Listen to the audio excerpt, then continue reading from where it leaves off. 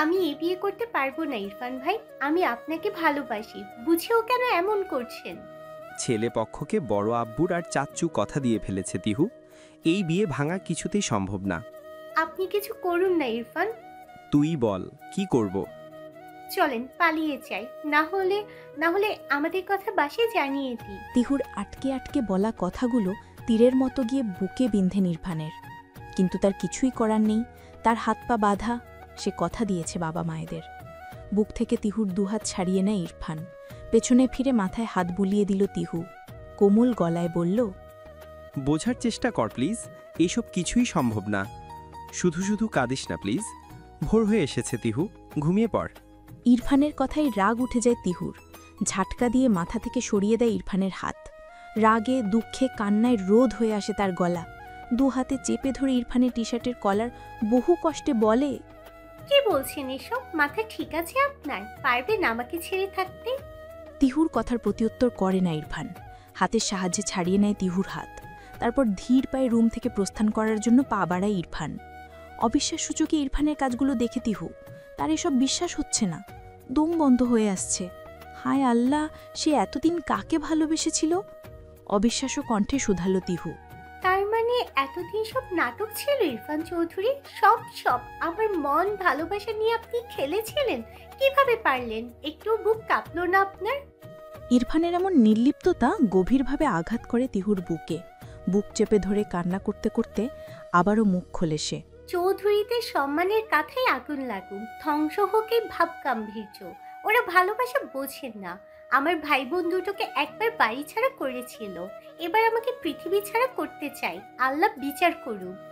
এতক্ষণ তিহু আর ইরফানের বলা প্রত্যেকটা কথা দরজার পাশ থেকে শুনেছিল তানুভীর। বাইকের হেলমেট আর চাবি নিয়ে রাতে শহরে লং ড্রাইভে বেরোনোর প্রস্তুতি নিয়ে ঘর থেকে বেরিয়েছিল সে। কিন্তু ভাই বোনের কথাগুলো তার পথ জোড়া আটকে দেয়। ভাই হিসেবে তানভীরের তিহুর জন্য বড্ড কষ্ট হচ্ছে। কিন্তু কিছু কিছু কষ্ট মানুষের জীবনে অন্ধকার দূর করে আলো বয়ে আনে, তা ভালোই জানে বুঝদার তানভীর। ওদের কথায় আর কান্না দিয়ে নিচে চলে যায় সে। আবরারের সামনে মেঝেতে বসে আছে ইনায়া। অনেকক্ষণ ধরে আবরার বেনুনি পাকানোর চেষ্টা করে বারবার ব্যর্থ হচ্ছে। আধা ঘন্টা পেরিয়েছে, উল্টে পাল্টে আবরার বেনুনি করার চেষ্টা করছে। নিজে না পারলেও ইনায়াকে সে হাত লাগাতে দিচ্ছে না। বিরক্তিতে মাথা ঝিমঝিম করছে ইনায়ার। নিজের বিরক্তি ধরে না রাখতে পেরে অবশেষে মুখ খোলে সে। কাট কাট কণ্ঠে বলে উঠল, আমাকে দিন না, আমি করে নিচ্ছি। গাজরাটা আপনি লাগিয়ে দিন। প্রয়োজন নেই, আমি পারবো। সবসময় জেদ করলে ভালো লাগে না আবরার ভাই। ইনায়ার কথার উত্তর না দিয়ে তাকে উঠিয়ে আয়নার সামনে দাঁড় করিয়ে দিল আবরার। নিজের বেঙ্গনির দিকে তাকিয়ে নিজেই অবাক হয় ইনায়া।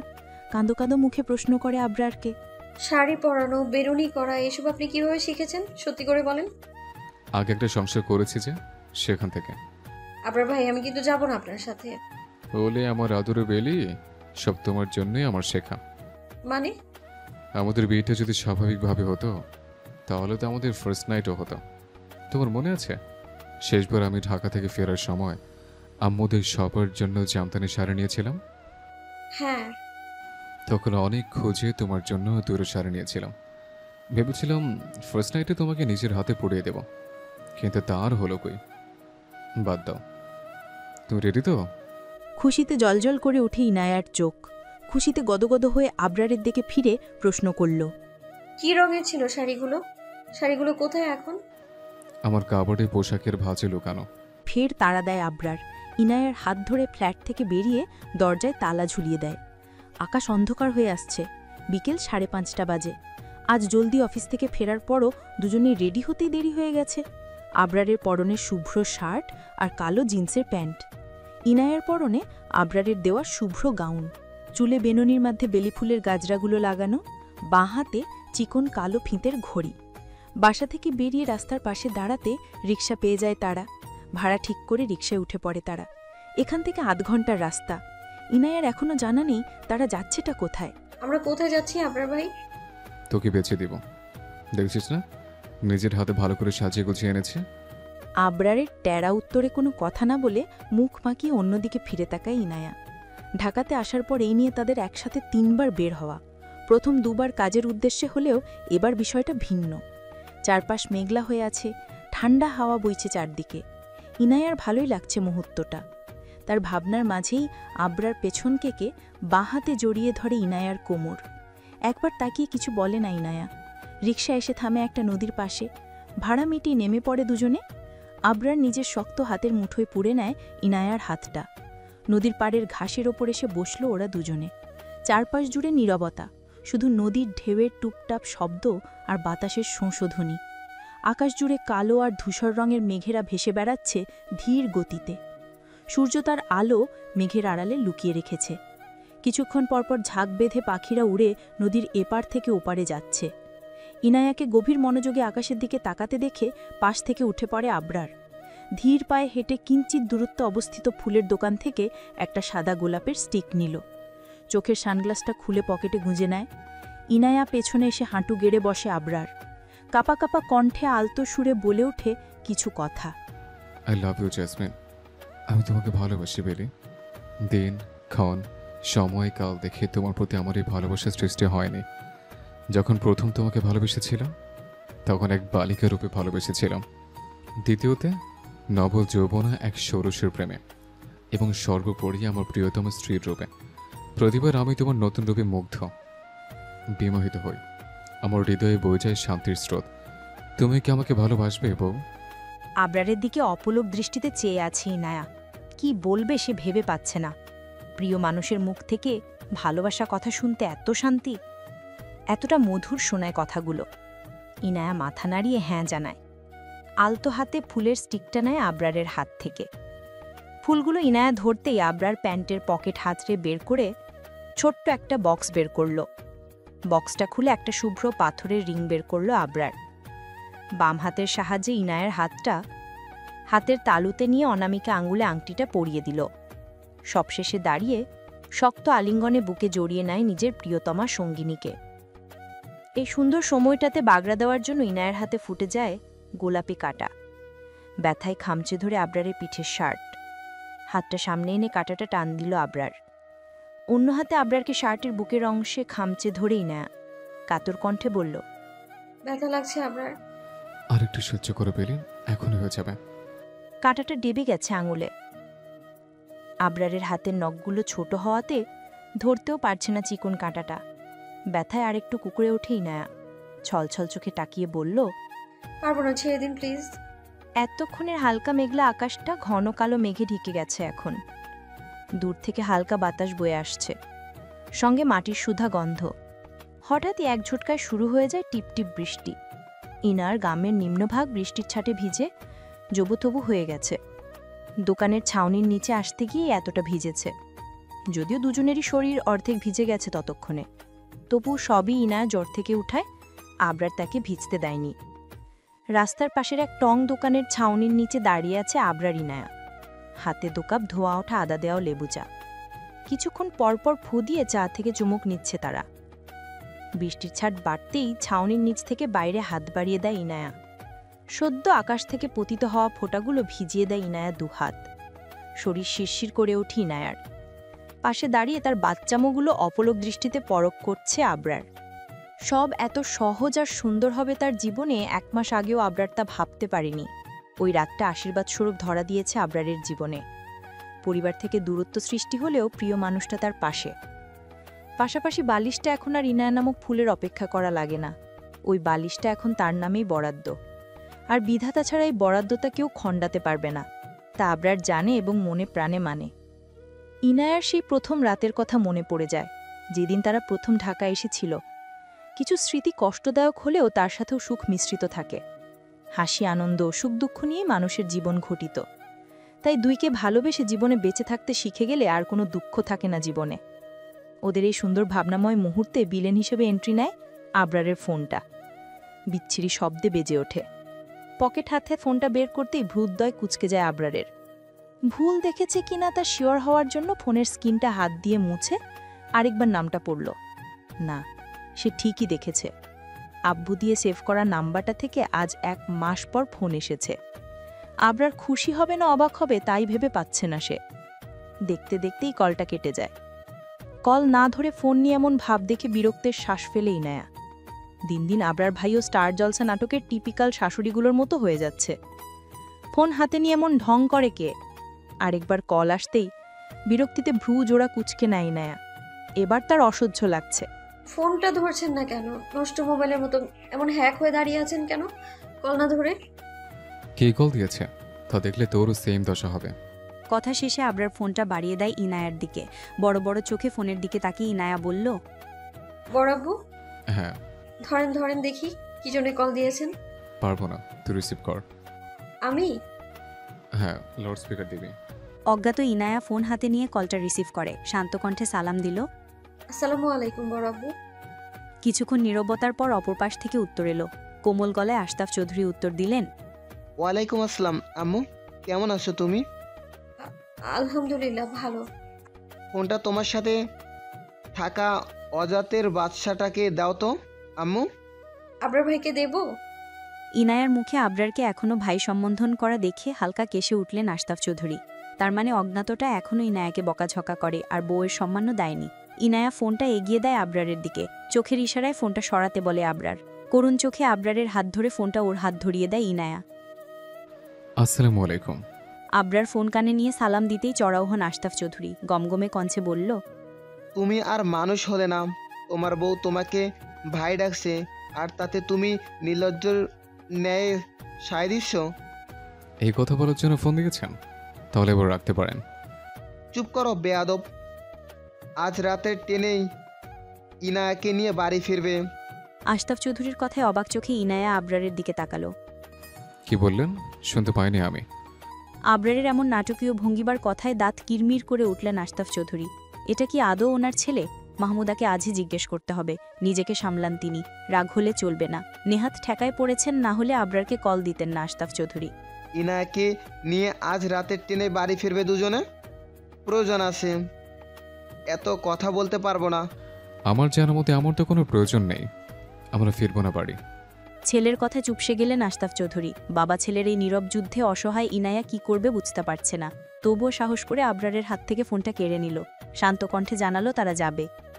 আমরা যাবো বড় আব্বু। আমি যাব না। আমরা যাবো বড় আব্বু, পরে কথা বলি। কল কাটতেই গম্ভীর কণ্ঠে শুধালো আবরার, ওই দিনের অপমানের পরও তোর বাড়ি যেতে ইচ্ছে করছে? দেখুন, ওই দিন পরিস্থিতি সম্পূর্ণ ভিন্ন ছিল, হয়তো নিয়তিও আমাদের পক্ষে ছিল। সবকিছু তো আর প্ল্যানিং করে করা সম্ভব না। কিছু জিনিস প্রকৃতি নিজে থেকেই করে দেয়, তাই ভুলে যান ওই দিনের কথা। সানগ্লাসটা ঠিক করতে করতে আবরার কাটকাট কণ্ঠে শুধালো, পারবো না ভুলতে, তবে এক শর্তে যেতে রাজি হতে পারি। কি? এদিকে আয়, বলি। ইনায়া যেতে আবরার কানে কানে কিছু একটা বলে। আবরারের কথায় তার দিকে চোখ ছোট ছোট করে তাকালো ইনায়া। অসভ্য। আমি কিন্তু বাড়ি ফিরবো না। ওহ, রাজি, আপনার শর্তে আমি রাজি। চলো তাহলে বাসায় যাই। যত তাড়াতাড়ি শর্ত পূরণ হবে তত তাড়াতাড়ি বাড়ি যেতে পারবেন ম্যাম। নির্লজ্জ লোক, আমারও দিন আসবে। সমস্যা নেই, তুমিও দিতে চাও আমার শর্ত? আমি আগেই বলে দিচ্ছি। আমি আর কথাই বলবো না। এক নিকোষকালো রাতের সমাপ্তি ঘটে রৌদ্রোজ্জ্বল দিনের সূচনা হয়েছে। আজ সময়ের আগেই ভেঙে গেছে তিহুর ঘুম। ঘুম ভাঙলেও এখনো বিছানা থেকে নামেনি সে। বড্ড মাথা ধরে আছে কাল রাতের কান্নার ফলে। কিছুক্ষণ কপালে হাত বুলিয়ে বিছানা থেকে নেমে পড়ে তিহু। শাওয়ার নিলে মাথা ধরাটা কমতে পারে ভেবে কলেজ ড্রেস নিয়ে একসাথে ওয়াশরুমে ঢুকে পড়ে। আয়নার সামনে দাঁড়াতেই দেখতে পেল চোখ মুখের বাজে অবস্থা, ফুলে লালচে হয়ে আছে। এক রাতেই চোখের নিচে ডার্ক সার্কেল বসে গেছে, ফর্সা গাল দুটোতে ব্রণের ছোঁয়া। নিজেকে পরখ করা শেষে ট্যাপ ছেড়ে বেশি করে পানি দিয়ে মুখটা ধুয়ে নেয় তিহু, আর মনে মনে পণ করল, আর কাঁদবেন না, সেও দেখবে এই বিয়ে কত দূর অব্দি করায় না দুর্বল হবে কারোর সামনে। ইরফান যদি তার সাথে নীরবতার খেলায় মত্ত হয় তবে সে নিজেও কম কিসের, তার শরীরেও একই রক্ত বইছে।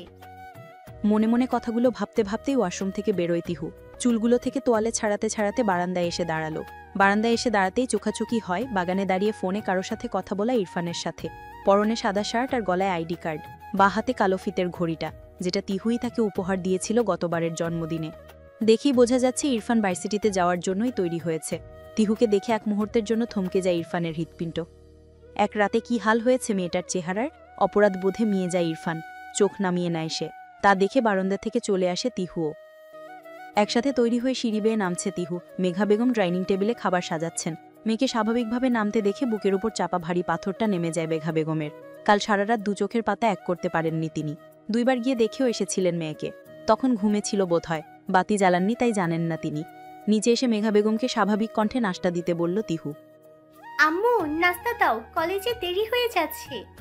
মেয়ের কথায় কিচেনে ছুটলেন মেঘা বেগম। পরোটা শিখছেন আয়েশা বেগম। তার কাছ থেকে ইরফান আর টিহুর জন্য প্লেট ভরে পরোটা নিয়ে এলেন।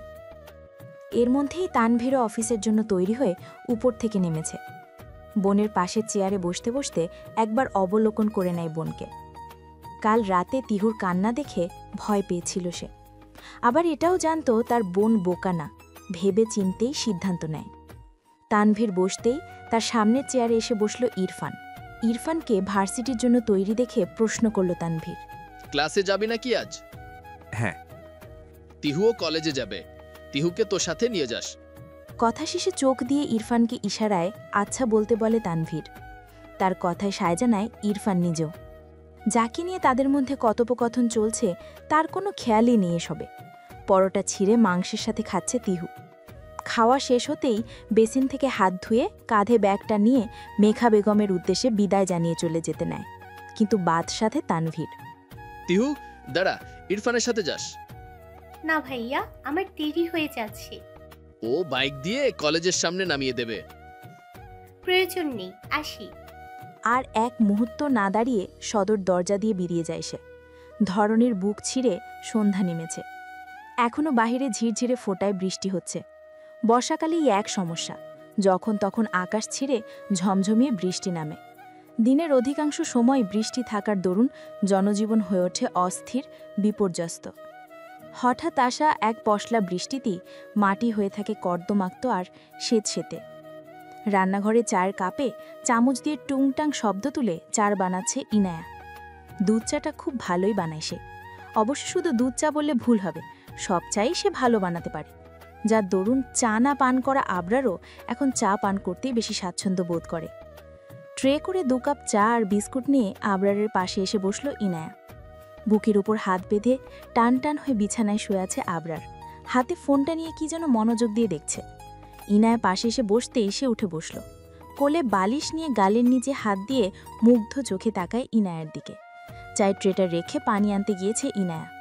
কালো শাড়ির আঁচলটা কোমরে গোজা, শুভ্র উদারের মধ্যভাগ স্পষ্ট। কানে, গলায় আর নাকে একজোড়া সোনার ঝুমকো। ছোট কাজের একটা হার আর নোজবেন, যেগুলো আজ বিকেলে ফেরার পথে আবরার কিনে দিয়েছিল বাড়ি ফেরার উপলক্ষে। তার সাথে আরও কিছু পোশাকও নিয়েছিল দুজনের জন্য। আবরারের অ্যাকাউন্টে 2 লক্ষ টাকার মতন জমা ছিল, সেগুলো দিয়ে কেনাকাটাগুলো করেছে। আর যাই হোক, কেউ যাতে এটা না বলতে পারে যে তার বউয়ের কিছুর অভাব আছে বা তারা সুখে নেই। যদিও সমাজ বা মানুষের কথা ধার ধারে না আবরার, কিন্তু এভাবে খালি গলায় সে ইনায়াকে নিয়ে বাড়ি ফিরবে না। এভাবে কি দেখছেন শুনি? ইনায়ার কথায় ওর চোখে চোখ রাখে আবরার।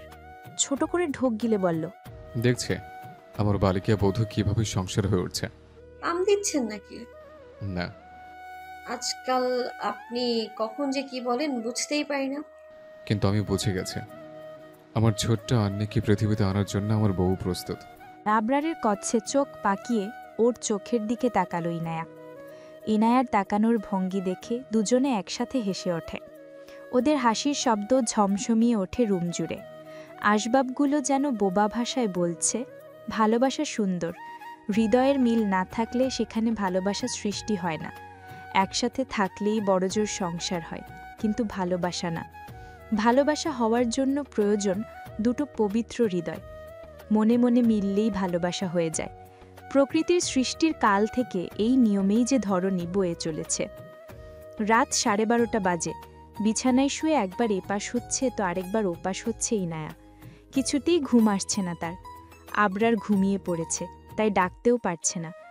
এদিকে তলপেটের ব্যথায় বারবার কুকড়ে উঠছে ইনায়া। ব্যথাটা এতই তীব্র যে মনে হচ্ছে কোমর সহ তলপেট ছিঁড়ে যাচ্ছে যন্ত্রণায়। ইনায়ার এপাশ থেকে ওপাশ ফেরাতে কেঁপে কেঁপে উঠছে বিছানা। বিছানার কম্পনে জিগে যায় আবরার। ঘুম ভাঙার পর ভূমিকম্প হচ্ছে কিনা তা বোঝার চেষ্টা করে সে, কিন্তু তেমন কিছু না দেখে পেছন ফিরে ইনায়ার দিকে তাকালো। ব্যথায় নীল হওয়া চোখ মুখ দেখে অবাক হয় আবরার। লাফ দিয়ে উঠে পড়ে সে। ইনায়ার দুগাল ধরে প্রশ্ন করল, কি হয়েছে? পেট চেপে ধরে ইনায়া বলল, প্রচন্ড পেটে ব্যথা করছে। Main period? সংকোচে নাক মুখ কুচকে উত্তর দেয় ইনায়া। কিছু একটা ভাবল আবরার, তারপর বিছানা থেকে নেমে গায়ে জড়িয়ে নেয় টি শার্টটা। আবার ইনায়ের কাছে এসে কপালের চুলগুলো সরিয়ে দিতে দিতে টপাটপ কপালে কটা চুমু খেয়ে বলল, আর একটু কষ্ট কর জান, আমি এখনই আসছি। ইনায়ের উত্তরের অপেক্ষা না করে বেরিয়ে পড়ে আবরার। বাসা থেকে একটু দূরে ফার্মেসি, তাই দৌড়েই যায় সে। কালো ব্যাগে মোড়ানো প্রয়োজনীয় জিনিসটা আর ওষুধ নিয়ে টাকা মিটিয়ে আবার দৌড়েই ফিরল আবরার। বাসায় ফিরে ওষুধগুলো নিয়ে ব্যাগটা বাড়িয়ে দিল ইনায়াকে। চেঞ্জ করে আয়। দরদর করে ঘামছে আবরার। কপালের পাশ দিয়ে কয়েক ফোঁটা ঘাম নেমে এসেছে গাল জুড়ে। ইনায়া তার দিকে একবার চোখ বুলিয়ে দাঁড়াতে নেয়, কিন্তু তীব্র ব্যথার ফলে দাঁড়াতে অক্ষম হয়। তা দেখে কোমল কণ্ঠে আবরার শুধায়, দাঁড়া আমি দিয়ে আসছি।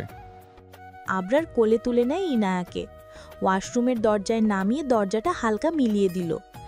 তুই কাজ শেষ কর, আমি কিচেন থেকে আসছি। আচ্ছা। কিচেনে এসে পাতিলে করে গরম পানি বসায়। হট ওয়াটার ব্যাগ না থাকায় একটা 7 আপের বোতল নিল পানি সেক দেওয়ার জন্য। পানিগুলো বোতলে ঢালতেই গরম পানি ছিটকে এসে হাতে পড়ে আবরারের। তা তোয়াক্কা না করে বাকি পানিটুকু ভরে নেয়। হঠাৎ নিজের টি শার্টের পেটের অংশে চোখ পড়তেই আবরার দেখল কিছুটা অংশ জুড়ে লাল তরলের অস্তিত্ব।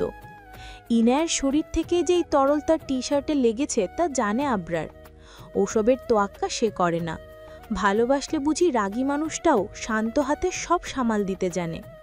এর মধ্যে ইনায়ের ডাক পেয়ে ছুটল ঘরে। ইনায়াকে এনে বিছানায় শুইয়ে দেয় আবরার। কিচেন থেকে গরম পানি ভর্তি বোতলটা এনে তোয়ালে পেঁচিয়ে ইনায়াকে দিল। বেশি কষ্ট হচ্ছে তোর বেলি? আমি কি করব আর বুঝতে পারছি না। বোতলটা দিয়ে একটু শেক দে, ব্যথা কমে যাবে। ইনায়া আলতো হাতে আবরারের 2 হাতে মুঠোয় পুড়ে নেয়। আমি ঠিক আছি আবরার। ইনায়ের উত্তরেও যেন মন শান্ত হয় না আবরারের। বাড়ি থাকতে কখনো তো এতটা ব্যথা হতে দেখিনি তোর। তখন তো এতটা কাছ থেকে দেখতেন না, তাই বুঝতেন না। কথা বলার ফাঁকে ইনায়ের চোখ পড়ে আবরারের টি শার্টে। আপনার টি শার্টটা তো নষ্ট হয়ে গেছে, রক্তের দাগ তো উঠবে না। অমায়িক হাসে আবরার। আলতো হাতে বক্ষ বিভাজনে জড়িয়ে নেয় ইনায়াকে। আমি ভালোবাসি তোমাকে বেলি বউ। ভালোবাসা মানে বুঝো তো? 4টা বাক্যের একটা শব্দ নয় মাত্র। 4টা শব্দের একটা বাক্য নয় মাত্র। ভালোবাসার মানেটা খুব বিশাল। তেমনি ভালোবাসা মানুষের কষ্ট, দুঃখ, অসুখ সবকিছুর প্রতি ভিন্ন ভিন্ন আবেগ আর সম্মান মিশে থাকে। সেখানে সব ছোটখাটো বিষয় কিছুই না বউ। ইনায়া আরেকটু শক্ত করে জড়িয়ে ধরে আবরারকে, যেন বক্ষবন্ধনীতে বন্দী হওয়ার বৃথা প্রয়াস চালায়। জানেন আবরার, আজ আমার সবাইকে চিৎকার করে বলতে ইচ্ছে হচ্ছে। না বললে জানবো কিভাবে জেসমিন? আমি আপনাকে ভালোবাসি আবরার, এত এত ভালোবাসি। আজ সত্যি আমার চিৎকার করে বলতে ইচ্ছে হচ্ছে। ওই দিন আমার গায়ে কলঙ্ক লেপটে ছিল আশীর্বাদ স্বরূপ। আল্লাহ কাউকে ঠকান না। আমি আপনাকে পেয়ে জিতে গেছি আবরার। আমার সবচেয়ে বড় পাওনা আপনি। আমি তোমায় ভালোবাসি বেরি। তুমি এবার একটু শো, আমি কিচেন থেকে আসছি। আবরারের কথায় ওর দিকে তাকিয়ে ভাবুক দৃষ্টিতে প্রশ্ন করে ইনায়া। এখন আবার কি করবেন? এবার প্লিজ ঘুমিয়ে পড়ুন আপনি। আমি তোমাকে ভালোবাসি বউ। ভালোবাসি মানে তোমার ভালো মন্দের সব কিছুকে ভালোবাসি। পাপ, পুণ্য, ব্যথা সব আমারও। তুমি আমার বাপ আচারের হার। সে হারের অংশ যদি ব্যথায় ছটফট করে, আমি হৃৎপিণ্ড নিয়ে কীভাবে শান্তিতে ঘুমাই? তা কি করবেন এখন শুনি? আসছে, বোতলটা তলপেটে ধর। বেশি গরম লাগছে পানিটা? একটু। ইনায়ের উত্তর পেয়ে টি শার্টটা শরীর থেকে খুলে নেয় আবরার। বোতলটা নিয়ে টি শার্টে পেঁচিয়ে ইনায়ের পেটের উপর দিয়ে কিচেনে গেল সে। ইনায়া অপলক দৃষ্টিতে তাকিয়ে থাকে আবরারের পথপানে। মানুষ সত্যিই পরিবর্তনশীল। 2 মাস আগেও যে মানুষটার হাতে থাপ্পড় খেয়েছিল, আজ তার শরীরে নারীত্বের রক্তিম ছোঁয়ায় জর্জরিত হওয়ার পরও কি নিদারুণভাবে শান্ত হাতে সব সামাল দিচ্ছে। গোধূলি লগনের আলোয় আলোকিত হয়ে আছে প্রকৃতি। হালকা লাল বেগুনি রঙে রাঙিয়ে আছে আকাশ। পাখিরা ঝাঁকে ঝাঁকে উড়ে যাচ্ছে আকাশের এপাশ থেকে ওপাশে। ছাদে বসে আছে তিহু। কোমর অবধি গড়ানো চুলগুলো হালকা হাওয়ায় পিঠময় খেলা করছে। হাতে আয়শা বেগমের দেওয়া আমের আচারের কৌটোটা। পুরো বয়াম ভর্তি আচার নিয়ে ছাদে উঠলেও এখন তা অর্ধেক ফাঁকা। হাতের আচারটা শেষ করে আঙুলগুলো চেটে চুলে খোঁপো করে নেয়। কোল থেকে কৌটোটা হাতে নিয়ে লাফ দিয়ে পিলার থেকে নেমে পড়ে। সিঁড়িঘর অবধি যেতেই ইরফানের মুখোমুখি হয় তিহু। পাশ কাটিয়ে যেতে নিতেই পথ আগলে দাঁড়ায় ইরফান। একটু দাঁড়া তিহু, তোর সাথে কথা আছে। কিন্তু আমার কোনো কথা নেই আপনার সাথে, যা বলার বলে দিয়েছি। 5 মিনিট সময় দে প্লিজ। 5 সেকেন্ড সময়ও আমার হাতে নেই ইরফান চৌধুরী, তাই দুঃখিত। এবার আসতে পারি? পথ ছেড়ে দেয় ইরফান। বলবে না কথাই বেয়াদব মেয়ের সাথে, অসভ্য একটা। কারণ না জেনে শুধু দোষারোপ করে চলে গেল। ছাদ থেকে নেমে তানভীরের ঘরে চলে যায় ইরফান। দুই ভাই আজ সন্ধ্যায় বাহিরে যাওয়ার কথা ছিল, পুনরায় সেই কথাই মনে করাতে যাচ্ছে সে। যদিও তানভীর ভুলার কথা না, ফিচেল হাসে ইরফান। নুডলস ভর্তি প্লেট নিয়ে বসে আছে ইনায়া। এটা আধো নুডলস নাকি অন্য কিছু তাই বুঝতে পারছে না। তার সামনেই বিছানায় হাঁটু মুড়ে আবরার বসা। মুখের ভঙ্গি দেখে মনে হচ্ছে কি রান্না করেছে সে নিজেই বুঝতে পারছে না। নুডলস নিয়ে এত গবেষণা করছে ভেবে খাওয়ার জন্য তাড়া দেয় আবরার। কি হয়েছে বউ, খাচ্ছ না কেন? কি দিয়েছেন নুডলসে? এমন গোলাপি রং ধারণ করেছে কেন? গাজর, টমেটো, বিটরুট। কি কি দিয়েছেন? গাজর। বিটরুট কে দেয় নুডলসে রে ভাই? বিটরুট খেলে রক্ত হয়, আর তুমি তো এমনিতেই বিটরুট খাও না, তাই নুডলসে দিয়ে দিয়েছে। ঝটপট খেয়ে বলো তো কেমন হয়েছে। আবরারের জোড়াজড়িতে 1 চামচ মুখে দেয় ইনায়া। উৎসুক দৃষ্টিতে ইনায়ার রিয়াকশন দেখতে তাকিয়ে আছে আবরার, কিন্তু মুখেরটা শেষ করে আবার খেতে দেখে চওড়া হয় তার মুখের হাসি। রাত 3টা বাজে, পূর্ণিমা রাত। পূর্ণিমার চাঁদের পূর্ণ রূপলি আলোতে আলোকিত হয়ে আছে প্রকৃতি। আকাশের তারাগুলো ঝলমল করে দুতি ছড়াচ্ছে চারদিকে, সাথে হালকা মিষ্টি বাতাস। বেলি ফুলের সুবাসে মৌ মৌ করছে আবরার ইনায়ার ঘর। ওয়াশরুমে শাওয়ার নিচ্ছে ইনায়া। টাওয়াল পরিহিত অবস্থায় ড্রেসিং টেবিলের সামনে দাঁড়িয়ে হেয়ার ড্রায়ার দিয়ে চুল শুকাচ্ছে আবরার। চুলগুলো ভালো করে শুকানো শেষে ড্রায়ারটা রেখে দেয়। থুতনি ধরে এদিক ওদিক ঘুরিয়ে মুখটা পরক করে আবরার। চোখ জোড়া গলার কাছটায় এসে থামে। কিছু অবাঞ্ছিত দাগ। দাগগুলো খানিক টেনে আসলেও পুরোটা এখনো শুকিয়ে আসেনি। হাত বাড়িয়ে ওয়ার্ড্রোবের প্রথম ড্রয়ার থেকে দুটো ওয়ান টাইম ব্যান্ডেজ নিয়ে দাগগুলোতে লাগিয়ে নেয়। হ্যাঁ, এবার ঠিক আছে। আরক্ষণ আয়নাতে নিজের প্রতিবিম্বে চোখ বুলায় আবরার। একটা বিষয় সে বুঝতে পারছে না। আগের থেকে কি একটু সুন্দর হয়েছে সে, নাকি অসুন্দর, কে জানে। ভাবতে ভাবতেই ড্রেসিং টেবিলের উপর রাখা একটা কৌটো থেকে খানিকটা ক্রিম তুলে 2 হাতের সাহায্যে চুলে মেখে নিল। অন্য হাতে লিপ সিরাম নিয়ে আলতো করে ওষ্ঠে বুলিয়ে দেয়। বা হাতে সিলভার ঘড়িটা পরে। সবশেষে উদম শরীরে ডিওর সোভাজ পারফিউমটা স্প্রে করে নেয়। ততক্ষণে ওয়াশরুম থেকে বেরিয়ে পড়েছে ইনায়া। দরজার ছিটকিনির আওয়াজ শুনে চওড়া হয় আবরারের ওষ্ঠের হাসি। মাথা চুলকে ফিচেল হাসল সে। ছোট ছোট পায়ে আবরারের থেকে 2 হাত দূরত্বে এসে থামে ইনায়ার পাঁজোড়া। তার পরনে 2 কাপড়, বুকসহ উদমের কাজটাই টাওয়াল দিয়ে ঢাকা। লজ্জায় বারবার এদিক ওদিক তাকাচ্ছে ইনায়া। ঘনিষ্ঠ মুহূর্তে দুজন খুব কাছাকাছি গেলেও এমন খোলামেলাভাবে আবরারের সামনে ইনায়ার প্রথম দাঁড়ানো। অস্বস্তিতে অবশ হয়ে আসছে ইনায়ার সর্বাঙ্গ। ইনায়া শাওয়ারে যাওয়ার আগে আবরার কড়া গলায় বলেছিল শাড়িটা সে নিজ হাতে পরিয়ে দেবে ইনায়াকে। ইনায়া যদি শাড়ি পরে ওয়াশরুম থেকে বেরোয় তবে সে বাড়ি ফিরবে না। আবরারের শান্ত ধীর কণ্ঠের সেই হুমকি শুনে ইনায়া এখন এই অবস্থায় দাঁড়িয়ে আছে। হাসি হাসি মুখে নিয়ে ধীর পায়ে বিছানার পাশে গিয়ে বিছানার উপর ভাঁজ করে রাখা মেরুন কাতানটা হাতে তুলে নেয় আবরার। গাঢ় খয়েরি রঙের শাড়িটার পুরোটা জুড়ে সোনালি সুতোয় কাজ করা। শাড়ির আঁচলের অংশে ছোট ছোট পাথর বসানো। গহনাগুলোর সাথেই শাড়িটা কেনা। আবরার আলতো হাতে ভাঁজ খুলতে খুলতে ধীর পায়ে এগিয়ে এসে থামে ইনায়ার সামনে। আজও কি চোখে কাপড় পাতে হবে বেলিফুল? তুমি চাইলে আমার কোনো সমস্যা নেই। আবরারের কথার মানে বুঝতে খিলখিলিয়ে হেসে ওঠে ইনায়া। কি মিষ্টি আর প্রাণবন্ত সেই হাসি। সেই হাসির দিকে অপলক দৃষ্টিতে চেয়ে রয় আবরার।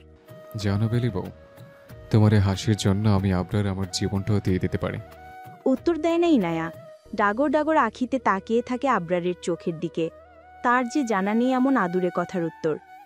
হয়তো আবরারকে সে ভালোবাসে, কিন্তু আবরারের মতো অতটা তো আর বাঁচতে পারেনি। নাকি পেরেছে, কে জানে। শাড়ি পরানো শেষ আবরারের। পেটে কুঁচিগুলো গুজে মেঝে থেকে উঠে দাঁড়ায় সে। নিজের ঘাড় থেকে শাড়ির আঁচলটা নিয়ে গুছিয়ে ইনায়ার পিঠে সেফটি পিন দিয়ে আটকে দেয়। সবশেষে পিঠের নরম মাংসপিণ্ডে আলতো চুমু খায় সে। কেঁপে কেঁপে উঠে ইনায়া। জানো বউ, আমার এখন মোটেও বাসা থেকে বেরোতে ইচ্ছে করছে না। নিজের হাতে তোমাকে পুতুলের মতো সাজিয়েছে। কোথায় ফুল দিয়ে ঘরটা সাজিয়ে দ্বিতীয়বার বাসর করার প্রস্তুতি নেব তা না, এখন জোর করে বাড়ি ফিরতে হবে। ইহকালে আপনার মুখ থেকে আর ভালো কথা বেরোবে না, না? মুখ কালো করে নেয় আবরার। শুভ্র শার্টটা গায়ে জড়িয়ে নিতে নিতে বলে, আমি সবসময় ভালো কথাই বলি। দেখো, তুমি লজ্জা পাও, আমিও যদি লজ্জা পাই তাহলে আমার বংশে আর বাত্তি মানে প্রদীপ চলবে না। বউয়ের হাত ধরতে ধরতেই আমার দাঁত পড়ে যেত। আপনার বকবক শেষ হলে এবার রেডি হন প্লিজ, দেরি হয়ে গেলে বাস মিস হয়ে যাবে।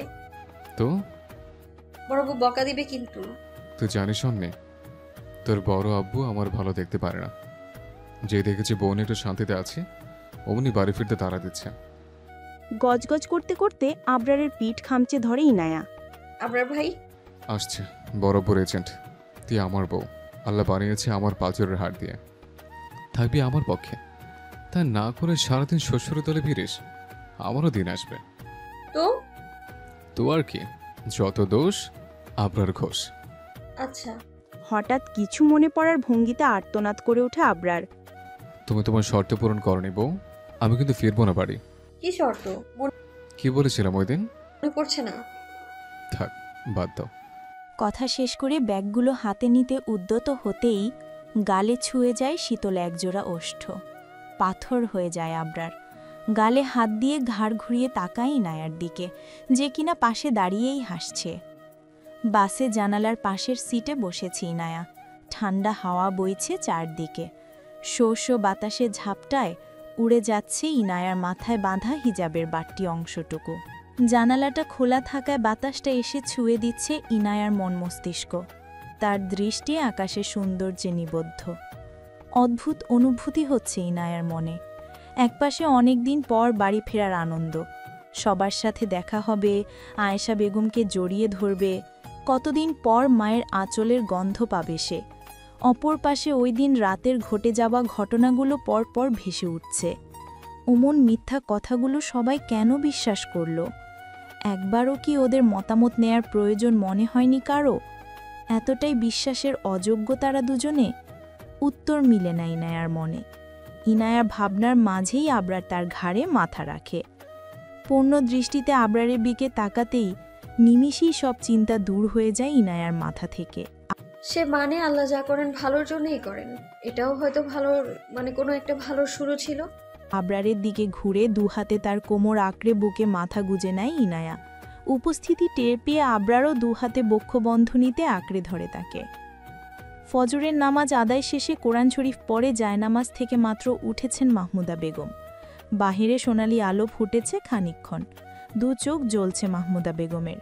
ছেলে আর ছেলের বউ বাড়ি ফেরার খুশিতে গত রাতে দু চোখের পাতা এক করতে পারেননি তিনি। একই অবস্থা যে পাশে শুয়ে থাকা আশতাফ চৌধুরীরও হয়েছে তার ঢের ভালোই বুঝেছেন মাহমুদা। মানুষটা শক্ত খোলসে আবদ্ধ হওয়াতে কাউকে কিছু বলতেও পারছে না, না সইতে পারছেন। মাহমুদা বেগম তাও কষ্ট হলে কাঁদতে পারেন, ছেলে মেয়েকে কল দিয়ে কথা বলতে পারেন, কিন্তু আশতাফ চৌধুরী তাও পারছেন না। শুধু মাঝরাতে উঠে গিয়ে আবরারের ঘরের সামনে দাঁড়িয়ে থাকেন। মাঝে মধ্যে বিকেলে লুকিয়ে ছাদে গিয়ে ইনায়ার ফুল গাছগুলোতে পানি দেন, আগাছাগুলো পরিষ্কার করেন। মাহমুদা সব দেখেও চুপ করে থাকতেন। যা হোক, একটা কিছু করে অন্তত ভালো থাকুক মানুষটা। ঘর থেকে বেরিয়ে আবরারের রুমের সামনে আসতেই মেঘা আর আয়েশা বেগমের হাসির শব্দে দাঁড়িয়ে পড়ে মাহমুদা বেগম। দরজায় দাঁড়িয়ে উঁকি দিতেই দেখলেন দুজা কাজ করছে আর হাসছে। বেড কাভার থেকে শুরু করে পর্দা সব পাল্টে ফেলেছেন দুজনে। প্রতিদিন পরিষ্কার করার পরও আজ আবার সব পাল্টেছেন দুজনে।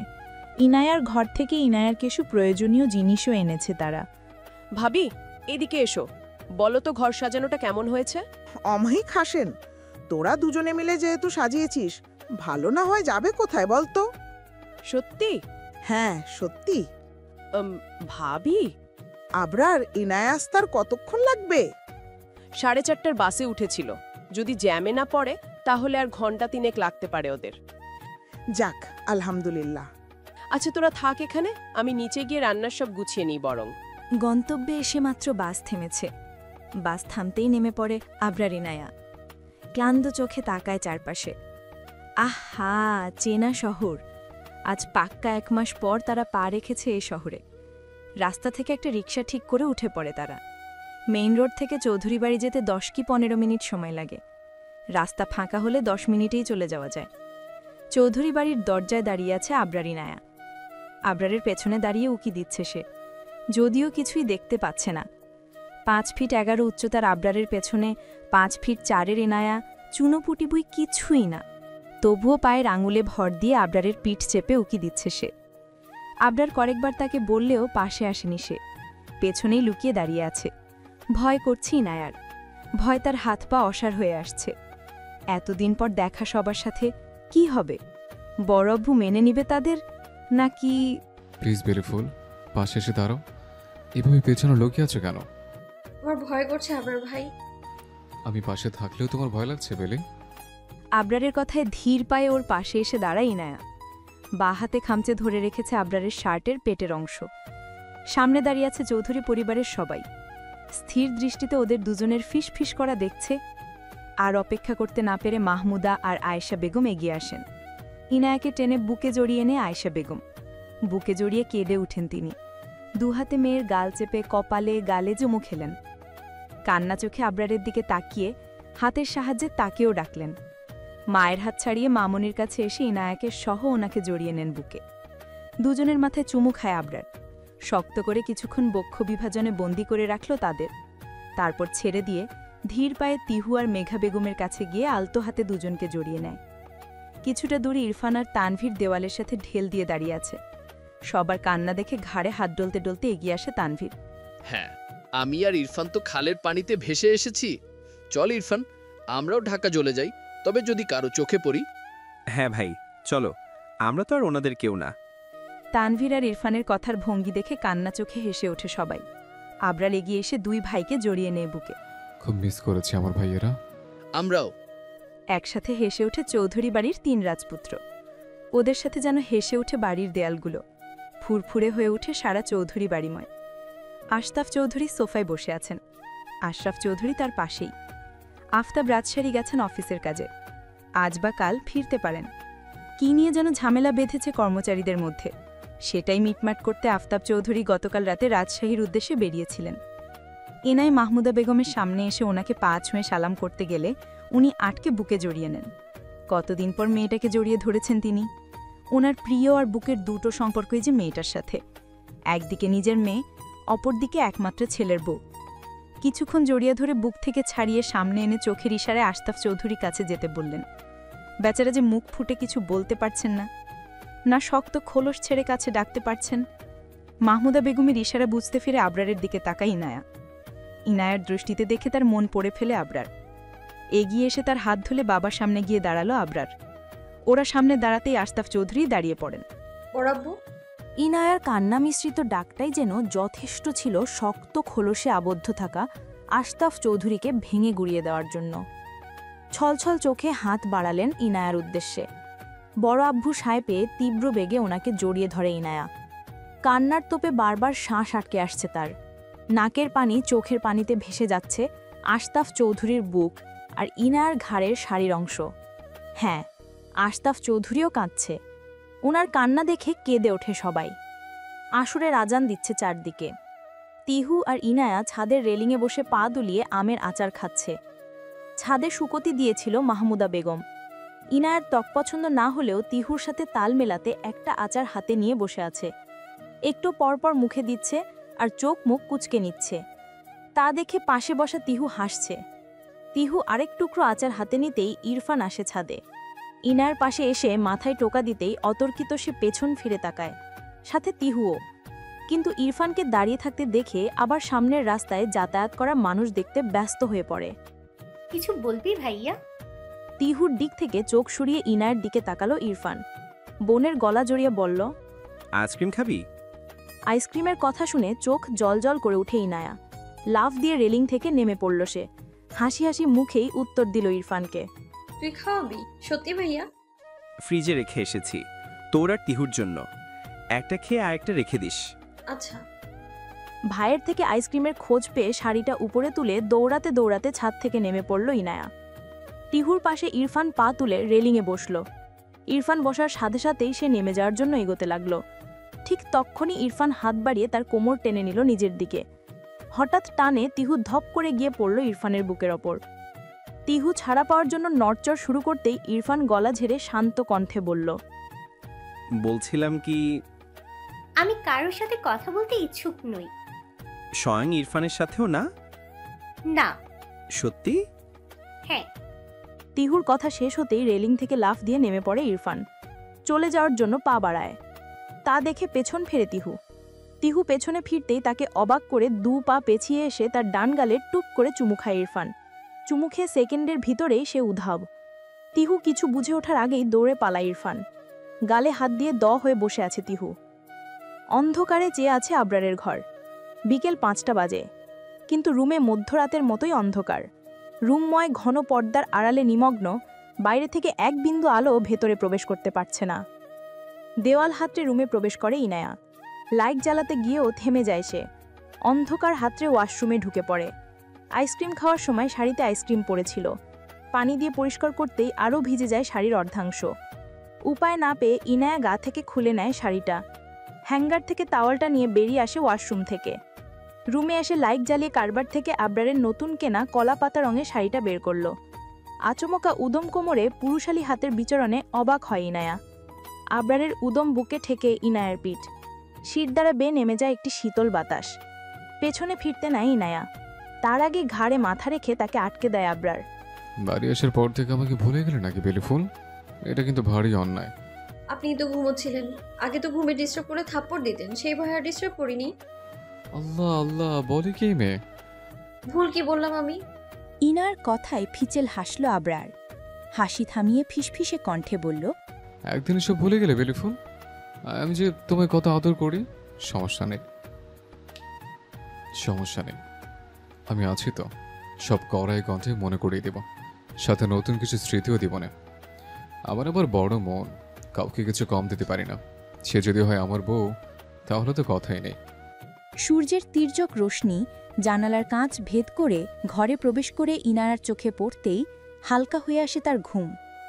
আড়মোড়া ভেঙে নড়তে চাইল, নড়তে পারল না সে। বুকের উপর ভারী কিছুর জন্য নড়তে পারছে না ইনায়া।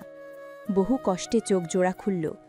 চারপাশে একবার চোখ বুলিয়ে বোঝার চেষ্টা করল সে কোথায়। নিজের বাড়িতে আবরারের ঘরে নিজেকে আবিষ্কার করতেই বুঝল ভারী বস্তুটা আসলে কি। আলতো হাতে সরিয়ে দেয় আবরারের কপালের অগোছালো চুলগুলো। মায়াবী চোখে পরখ করে আবরারের মুখের প্রতিটি রেখা। বাম গালে একটা ব্রণ উঠেছে। ফর্সা মুখে তার লালচে বর্ণ ধারণ করেছে। ইনায়ের হিংসে হল ব্রণটাকে। শুধু তার অধিকার এই সুন্দর মুখের ওপর, এই শরীরের ওপর। সে চুমু খাবে, কামড় খাবে, যা ইচ্ছে তাই করবে। সব অধিকার তার। তাহলে ব্রণটা কেন অধিকার বোধ নিয়ে তার আবরারের গালের রাজত্ব করছে? কোন অধিকারে আলতো হাতে ব্রণটাতে চাপ প্রয়োগ করে ইনায়া? লাল ব্রণটা আরেকটু গাঢ় লাল বর্ণ ধারণ করে উঠল। ইনায়ের হালকা চাপে আহ শব্দ করে উঠে আবরার। ঠিক আছেন আপনি? আমার বউ যদি মৃত ভেবে আমাকে শেষ গুড বাই কিস করতে আসে, তাহলে আমি কিভাবে ঠিক থাকতে পারি? ইনায়া আলতো হাতে বক্ষ বিভাজন থেকে ধাক্কা দিল আবরারকে। দরমরিয়ে উঠে বসতে বসতে বলল, কিস কই করলাম? ও করনি? আমি তো ভেবেছি করেছিলে। তাহলে চুপ করে ঝুঁকে চুপ করে একটা কিস করো তো। ফার্স্ট গালে ব্যথা করছে, এখানে, এই যে ঠোঁটের পাশে। আপনি না দিন দিন ঠোঁটকাটা হয়ে যাচ্ছেন আবরার ভাই। বুকের নিচ থেকে বালিশটা নিয়ে বিছানায় হেলান দিয়ে গলা ছেড়ে গান ধরে আবরার। কি নামে ডেকে আমি বলবো তোমাকে, মন্দ করেছে আমাকে ওই দুটি চোখে। সোফার কুশনটা হাতে নিয়ে আবরারের দিকে ছুঁড়ে মারে ইনায়া। বালিশটা ক্যাচ ধরে ফেলল আবরার। ইনায়াকে আরেকটু লজ্জা দিতে শব্দ করে হেসে উঠল সে। তার হাসির শব্দে ঝুমঝুম করে উঠে ইনায়ের হৃদয় আর ঘর। কি মিষ্টি সেই হাসির শব্দ! মিনমিন কণ্ঠে অসভ্য শব্দটা উচ্চারণ করে কারবার থেকে শাড়িটা হাতে নিয়ে ওয়াশরুমে ঢুকে পড়ল ইনায়া। ইনায়ের যাওয়ার পথে চেয়ে রয় আবরার। তার মনের কোণে উকি দেয় একটা প্রশ্ন। মেয়েটা যদি তার বউ না হতো, হয়তো যদি ইনার জায়গায় তিহু থাকতো, তাহলে কি এত সুন্দর হতো ভোরগুলো? সবচেয়ে বড় কথা, সে বেঁচে থাকতো কিভাবে? মরে যেত নাকি মরার মতো বেঁচে থাকতো? উত্তর মেলে না আবরারের প্রশ্নগুলোর। কিছু প্রশ্নের কোনো আলাদা উত্তর হয় না। প্রশ্নগুলোই ঘুরে ফিরে উত্তর রূপে হয়ে ধরা দেয়। নাশতার টেবিলে হাজির হয়েছে চৌধুরী বাড়ির সবাই। মাহমুদা আর মেঘা বেগম টেবিল সাজাচ্ছেন। কিচেনে আয়েশা বেগম সবার জন্য চা কফি বানাচ্ছেন। সবার শেষে টেবিলে উপস্থিত হয় আবরার আর তানভীর। দুই ভাই এসে পাশাপাশি চেয়ারে বসে পড়ে। ওরা আসতেই পরোটা, ডিম আর মাংস বাটিতে নিয়ে প্লেট সাজিয়ে ওদের দিকে এগিয়ে দেন মেঘা বেগম। ততক্ষণে কিচেন থেকে চা কফি ভর্তি ট্রে নিয়ে হাজির হয়েছেন আয়েশা বেগম। আশতাফ চৌধুরীর দিকে কফির কাপ এগিয়ে দিয়ে আশরাফ চৌধুরীকে চায়ের কাপটা দিলেন। ইরফান চা কফি কিছুই খায় না, তাই ওকে বাদ দিয়ে তানভীরকে তার কফির কাপটা বাড়িয়ে দেন। সবশেষে আবরারকে কফির কাপটা দিতেই সে নাকচ করে দিল। আবরারের কথায় অবাক হলেন সবাই, শুধু অদূরে দাঁড়িয়ে থাকা ইনায়া বাদে। তার ওষ্ঠে দেখা দিল এক প্রাপ্তির হাসি। কফি খাবি না তো কি খাবি? সেটাই তো আবরার, তুই তো চা খাস না। কৃতজ্ঞতাপূর্ণ চোখে হাসে আবরার, আর চোখে অদূরে দাঁড়ানো ইনায়ার দিকে একবার তাকিয়ে বলল, সে মেয়েটাকে ধন্যবাদ যে আমাকে চা খাওয়া শিখিয়েছে।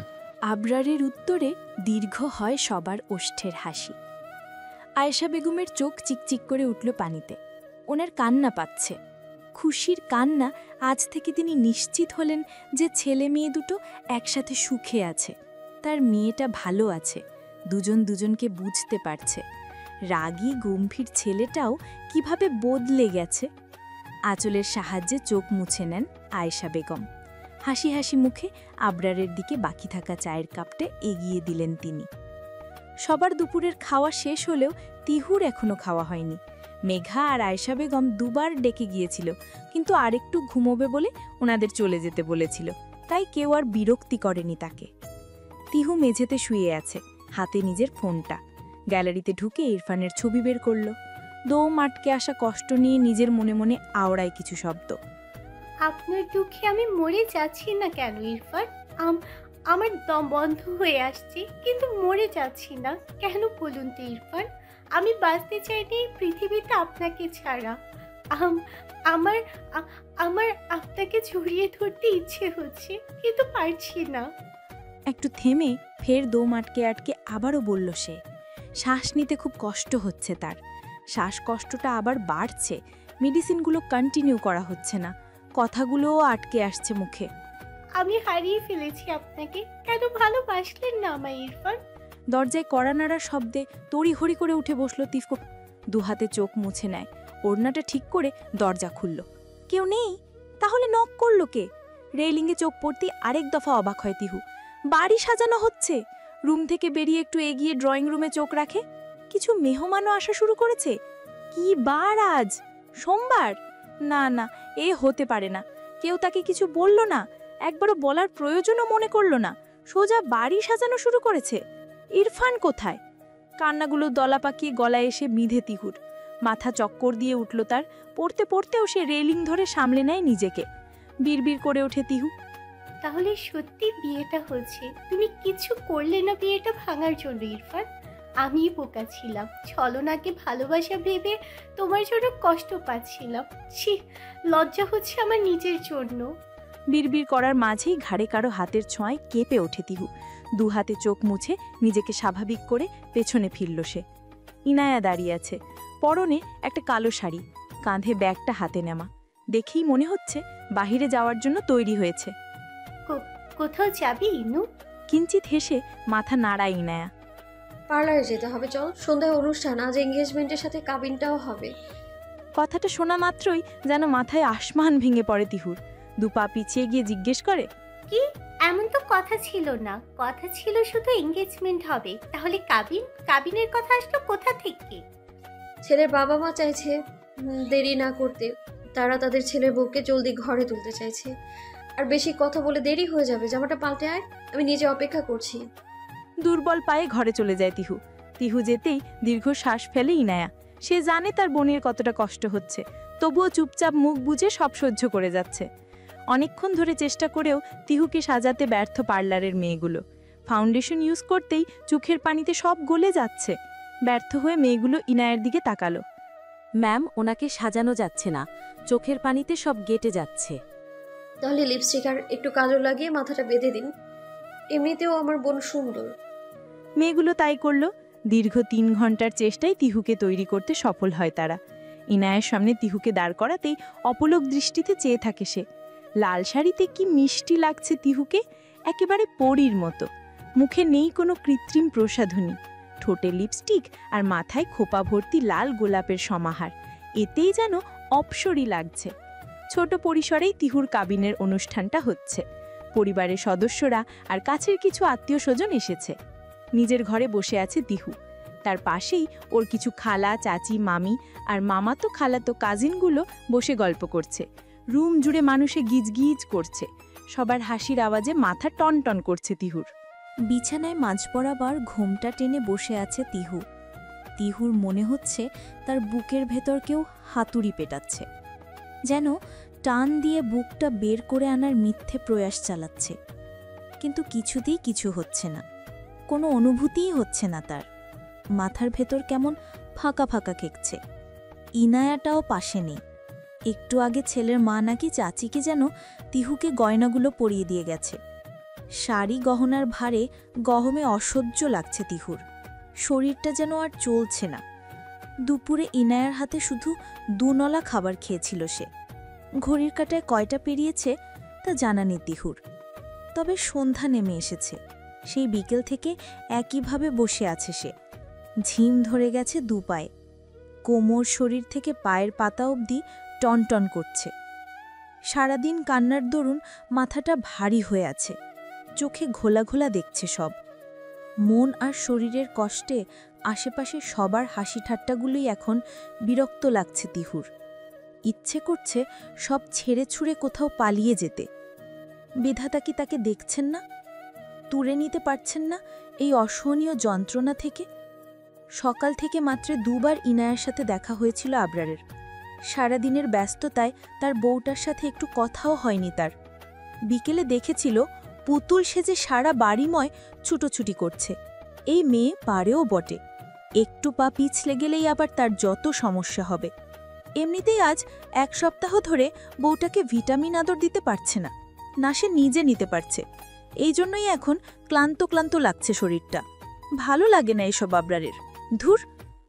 অনমনে বকবক করতে করতে টাওয়াল কাঁধে ঝুলিয়ে ওয়াশরুম থেকে বেরোলো আবরার। বিছানার ওপর রাখা কালো পাঞ্জাবিটা পরে নিল সে। ততক্ষণে ঘরে এসেছে ইনায়া। তার পরনে মেরুন শাড়ি, গা ভর্তি গয়না। পার্লার থেকে আসার পরপরই মাহমুদা বেগম ওনার ঘরে ইনায়াকে ডেকে গয়নাগুলো পরিয়ে দিয়েছিলেন। কোথায় ছিলে সারাদিন? আবরারের কথায় ওর দিকে ঘুরে দাঁড়ায় ইনায়া। ধীর পায়ে এগিয়ে এসে আবরারের সামনে থামল, চুলগুলো পেছনে সরাতে সরাতে বলল, তিহুর সাথে। গলার সেটটা একটু খুলে দিন না, কি ভারী। আমি কোথায় ছিলাম বলো? আজব তো, বাড়িতেই তো ছিলেন। তাহলে খবর নাওনি কেন?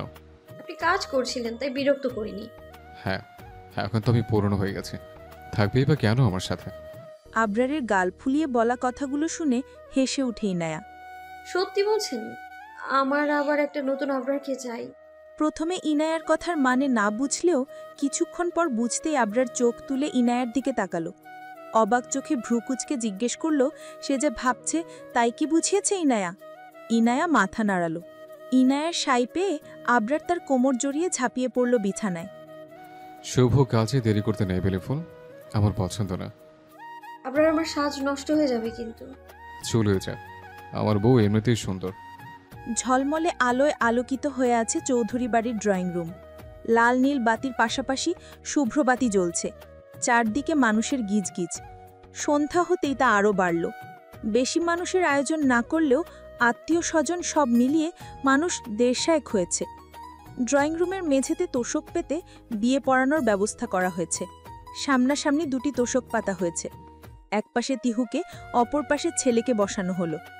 দরদর করে ঘামছে তিহুর শরীর, হাতগুলো ঘেমে চুপচুপে হয়ে গেছে। রুম জুড়ে এসি চলছে, তবু অস্বস্তিতে গা গুলাচ্ছে তার। কাজে আসতেই বিয়ে পড়ানোর তোড়জোড় শুরু করে দিলেন। এতেই মাথা ঘুরানোটা বেড়ে যায় তিহুর। নিজেকে কিছুটা সামলাতেই কাজী বললেন, আফতাব চৌধুরীর একমাত্র ছেলে ইমতিয়াজ। কি কি? কাজী বাকি কথা শেষ করার আগেই চেঁচিয়ে বলল তিহু। পাশে বসে ইনায়ের দিকে তাকাতে এসে হেসে উঠল। ইনায়ের হাসির অর্থ বুঝতে কিঞ্চিত সময় লাগে তিহুর। সামনে তাকাতেই দেখল শেরওয়ানি পরিহিত ইরফান বসে আছে। আফতাব চৌধুরীর একমাত্র পুত্র ইমতিয়াজ চৌধুরী ইরফানের সাথে। কবুল কবুল কবুল। খুশির তোপে কাজের আগেই কবুল বলে দেয় তিহু। কবুল বলা শেষে ইরফানের দিকে তাকিয়ে ইনায়েত কোলেই ঢলে পড়ে সে। তিহুর অজ্ঞান হলেও বাকি বিয়েটা আগে পড়ানো হলো। তারপর ইরফান উঠে এসে তিহুকে কোলে তুলে তিহুর ঘরে শুয়ে দিয়ে আসলো। অতিরিক্ত দুঃখের মাঝে হঠাৎ অনাকাঙ্ক্ষিত কিছু পেয়ে খুশিতে নার্ভাস হয়ে অজ্ঞান হয়ে গেছে তিহু। জ্ঞান ফিরেছে তিহুর। চোখ পিটপিট করে তাকাতেই দেখল সে তার ঘরে শুয়ে আছে। ড্রিম লাইটটা জ্বলছে। আশেপাশে তাকিয়ে দেখল ইরফান তার মাথার পাশেই বসা, ফোন স্ক্রোল করছে। রাগে গজগজ করতে করতেই উঠে পড়ে তিহু। আপনি আমার সাথে চিট করেছেন, আগে কেন বলেননি যে বিয়ে আপনার সাথে? আপনি জানেন আমি কত কষ্ট পেয়েছি। এক লাইন বেশি বুঝো যে, তাই বলতে পারিনি। দুই দিন গিয়েছিলাম বলতে, একদিনও সুযোগ দাওনি। চুপসে যায় তিহু। হাতে ধরা পাঞ্জাবির কলারটা ছেড়ে দিতেই ইরফান তিহুর কোমর চেপে ধরল। কোমর জড়িয়ে উল্টো ঘুরিয়ে তিহুকে বলিষ্ঠ হাতে চেপে ধরল বিছানার সাথে। এবার তোমাকে আমার হাত থেকে কে বাঁচাবে সুন্দরী? মানে বুঝতে পারছো না? প্র্যাকটিক্যালি বোঝাচ্ছ, দাঁড়াও বেবি। রাত 1টা বাজে। সারাদিনের বিয়ের ঝামেলা শেষে নিজের ঘরের সামনে শটান দাঁড়িয়ে আছে আবরার। তাসপি তানভীররা তাকে ঘরে ঢুকতে দিচ্ছে না। তাসপি, তানভীর আর সায়ন মিলে রুমের দরজা বাইরে থেকে আটকে দরজার সামনে 3 জন দাঁড়িয়ে আছে। সাথে আবরারকেও দাঁড় করিয়ে রেখেছে। টাকা না দেওয়া পর্যন্ত ছাড়বে না, এই পনেই দাঁড়িয়ে আছে 3 জনে। এখানে দাঁড়িয়েছিস কেন সবাই? টাকা দাও, ঘরে যাও। কোন দুঃখে তোদের টাকা দিতে যাব শুনি? দুঃখে না ভাইয়া, খুশিতে। তোর জন্য কত কষ্টে বাসরঘর সাজিয়েছি, সেই খুশিতে টাকা দিবি। আবরার তোপা পেছিয়ে বুকে হাত বেঁধে দাঁড়ালো। গাছাড়া ভঙ্গিতে জবাব দিল, আমি বলেছি ফুল কিনে টাকা নষ্ট করতে, এখন আবার আমার কাছে টাকা চাইছিস? ইনায়াকে সাজিয়েছে তাসপি, ভেবে দেখ, টাকা না দিলে বউ আর ঘর দুটোর কথাই ভুলতে হবে আজ রাতের জন্য। তানভীরের কথা শুনে কিছুক্ষণ চুপ থেকে কিছু একটা ভাবল আবরার। ওকে ভাবতে দেখে খুশিতে জলজল করে উঠছে তানভীরের চোখ। তার কথায় কাজ হয়েছে তার মানে। শান্ত কণ্ঠে আবরার জিজ্ঞেস করল, কত টাকা লাগবে তোদের? কাঁচা ফুলে খরচ এসেছে 5,000, আমাদের সময় গিয়েছে 3 ঘন্টা, সব মিলিয়ে ওই মোটামুটি 30,000 দে, তাহলেই হবে। তাসপির আর সায়নও হ্যাঁ বলল। ওদের কথায় আবরার পকেট থেকে 4টা 10 টাকার নোট বের করে তানভীরের দিকে এগিয়ে দিল। যা, একটা বেশি দিলাম বোনাস হিসেবে, এবার দরজা ছাড়। আবরার ভাইয়া, এটা কিন্তু ঠিক না। কি ঠিক না? তোরে তো বললি 30 টাকা দিতে, আমি তো 10 টাকা বাড়িয়ে 40 টাকা দিয়েছি। আমি 30,000 বুঝিয়েছি, 30 টাকা না। আমার নতুন বিয়ে হয়নি যে আমাকে টাকার জন্য ধরেছিস। ইরফান থেকে কত টাকা নিয়েছিস সেটা বল আগে। ইরফানের কথা জিজ্ঞেস করতেই চুপসে যায় তাসপি তানভীর। নিজের ছোট বোনের বাসর ঘর সাজিয়েছে এই অনেক, আবার টাকার জন্য দরজা আটকানো অতিরিক্ত বেয়াদবি হয়ে যায়। 1 পয়সাও না। তাহলে আমাকে ধরেছিস কেন? সর, ঘুম আসছে। আবরারের ধমকে তাসপি তানভীর আর সায়ন 3 জনই সরে যায় দরজার সামনে থেকে। আবরার এগিয়ে গিয়ে দরজা খুলল। ঘরের ভেতরে মোমবাতির আলোতে আলোকিত হয়ে আছে ঘর। আবরার কোনো দিকে না তাকিয়ে গিয়ে কারবার থেকে 1000 টাকার 2টো বান্ডেল বের করল। একবার গুনে ফিরে এসে তানভীরের দিকে ছুড়ে দিল, 10 করে 20,000 আছে। ঘর সাজানো বেশি একটা সুন্দর হয়নি, তাই 10 কম দিয়েছে। আবরারের কথায় হেসে ওঠে 3 জনে। এতেই চলবে বস। টাকাগুলো নিয়ে চলে যায় ওরা। আবরার ঘরে ঢুকে দরজায় ছিটকিনি দিয়ে ধীর পায়ে এগিয়ে এসে বিছানার সামনে থামল। ইনায়া বিছানার মাঝ বরাবর বসে আছে। পুরো বিছানা জুড়ে ফুলের সমারোহ, রক্তিম গোলাপ, সাথে রজনীগন্ধা আর বেলি।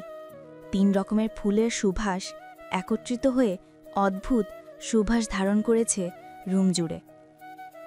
লাল দোপাট্টায় ঢাকা ইনায়ের মুখ অবধি। বিছানার সাইড টেবিল থেকে সাউন্ড বক্সের রিমোটটা নিয়ে আজ ফির গানটা চালু করে আবরার হাঁটু গেড়ে বসল ইনায়ের পাশে। আজ যদি একটু বেশি অশুভ হই, তুমি কি রাগ করবে বেলি বউ? আবরারের নেশাক্ত কণ্ঠে বলা প্রতিতে শব্দে অবশ হয়ে আসে ইনায়ের কোমর থেকে পা অবধি। আবরারকে এতটা উতলা হতে আগে কখনো দেখেনি ইনায়া। আগে আরও একবার তাদের খুব ঘনিষ্ঠ মুহূর্ত হলেও এতটা উতলা আবরার হয়নি। ইনায়ের উত্তরের অপেক্ষা না করে এগিয়ে আসে আবরার। 2 হাতে ইনায়ের পিঠ জড়িয়ে চেপে ধরল বিছানায়। ততক্ষণের ইনায়ের ওষ্ঠাধর তার দখলে নিয়ে নিয়েছে আবরার। আবরারের হাতের অবাধ্য ছোঁয়ায় জড়জড়িত হয়ে ছটপট করে উঠে ইনায়া। কিন্তু ছাড়া না পেয়ে প্রিয় পুরুষের অবাধ্যতায় সায় দেয় ইনায়া নিজেও। কোমল দু হাতে জড়িয়ে ধরে আবরারের পিঠ। বারান্দার সাথে লাগোয়া খোলা জানালাটা দিয়ে ধমকা হাওয়া এসে নিভিয়ে দেয় মেঝে জুড়ে জ্বলা মোমবাতিগুলো। সাথে অস্থির হয় আবরারের আচরণ। কবুল আমার ভালোবাসাকে, কবুল আমার অষ্টাদশীকে, আমার সঙ্গিনের প্রিয়তম স্ত্রীকে। আমি কবুল করলাম আমার নিয়তিকে, আমার পৃথিবীকে, আমাকে সামলানোর দুহাতের মালিককে। ভালোবাসা অসম্ভব সুন্দর।